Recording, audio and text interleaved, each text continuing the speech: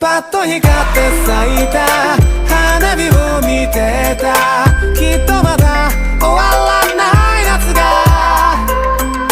曖昧な心を溶かして繋いだ。この夜がついて欲しかった。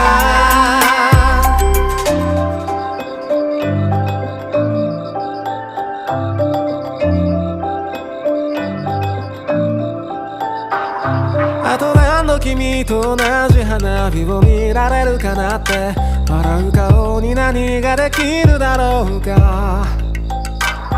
傷つくことを喜ぶことを繰り返す波とちょうど焦燥最終列車の音。